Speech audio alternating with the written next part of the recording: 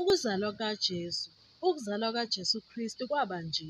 Unina uMariya esemisele uJosefa bengakahlangani wafunyana ekhulelwe nguMoya oNgcwele.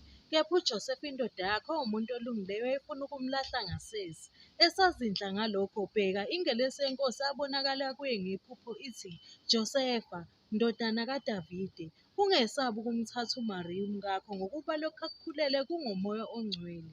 Uza kuzala indodana, uyiqambe igama lokuthi uJesu, ngokuba nguye oyokusindisa abantu bakhe ezonweni zabo. Konke lokhu kwenzakala ukuba kugcwaliseke okwakhulunywa yiNkosi umprofethi ukuthi, bheka, intembo yakukhulelwa izale indodana, bayokuyibiza ngokuthi u-Imanuweli, okungukuthi ngokuhunyushwa uNkulunkulu nathi. UJosefa esevukile ebuthongweni wenza njengalokhu imiyalile ingelosi yeNkosi. Wamthatha umkakhe akaze aya kuye, waze wazibula ngendodana wayiqamba igama lokuthi uJesu. UJesu esezelwe eBhethilehema emhleni kaHerodi inkosi, bheka, kwafika izazi empumalanga ivela eJerusalema zithi, uphi lo ozelwe yinkosi yakwaJuda na?